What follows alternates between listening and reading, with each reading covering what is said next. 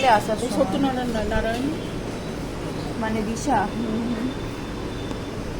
দেখলে বলো। হ্যালো সবাইকে বিলেটের শুভ ভাইফোঁটা। এটা আমার ভাইফোঁটার ব্লগ। এই যে সকালবেলা উঠে ফ্রেশ হয়ে চান করে কুট্টুকে দেখছো পাঞ্জাবি পুরো রেডি হয়ে গেছে। ওকে অ্যাকচুয়ালি জেঠিমা মানে ওর দিদা ফোঁটা দেবে। এই যে আমার দুটো ভাইয়ের প্লেট আমি সাজিয়ে দিয়েছি। ওরা না বেশি মিষ্টি খেতে চায় না, কিন্তু কিছু করার নেই, ভাইফোঁটায় মিষ্টি দিতেই হয়। এই যে দেখছো প্রথমে আমি রনিকে ফোঁটা দিচ্ছি। আর প্রত্যেকবার না একটা জিনিস আমার ভুল হয়, আমি না বুঝতে পারি না যে 3বার ফোঁটা দিতে হয় কি না। আমি জিজ্ঞাসা করি জেঠিমাকে বা কাকিমাকে যে 3বার দিতে হয় তো এরকমভাবে। তো যাই হোক, তারপরে দেন আমি আবার সৌম্যকে ফোঁটা দিচ্ছি, ফোঁটা দিয়ে আশীর্বাদ করলাম। এখানে একটা মজার জিনিস আছে, সেটা হচ্ছে প্রত্যেক বছর দিদি আমাকে ফোঁটা দেয়, আমি দিদিকে ফোঁটা দিই। বোন ফোঁটা যেটা বলা হয়, ওটা আমরা নিজেরাই সৃষ্টি করেছি।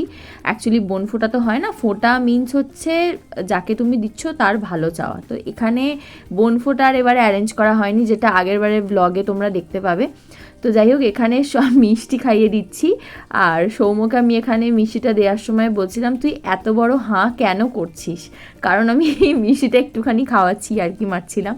তো যাই হোক, এইভাবেই গেল। তারপর গিফটসের পর্ব। প্রত্যেকবারই আমি ওদের পড়াশোনার জিনিসপত্রই দিই ওদের, তাই এটা বেশ মানে প্রথম প্রথম অভিযোগ করতো, তারপর আর করে না। তো আমি এখানে সৌম্যকে বলছি ষষ্ঠাঙ্গে প্রণাম করবি, এই একটা দিনই, এই মানে 2টো দিন আর কি রাখি আর ভাইফোঁটা মাথা নিচু করে একদম মন ভরে প্রণাম করে। তারপর এখানে দিদি আবার ভাইকে দিচ্ছে। এই যে দেখছো এটা কুট্টুর প্লেট, ও তো এত মিষ্টি খায় না। জেঠিমা ওকে এরকম চকো চিপস আর একটা সন্দেশ দিয়েছে, যে উঠে পালিয়ে গেছে। তারপর অ্যাটলাস সব শেষ করে গেলাম হচ্ছে রান্না করতে। সেদিনকে আমাদের মেনু হচ্ছিল বিরিয়ানি অ্যান্ড চিকেন কষা। তো সেইটাই করেছিলাম আমি আর কাকিমা মিলে, কারণ মা তো ছিল না। তো ভালো লাগলে like comment share subscribe my channel.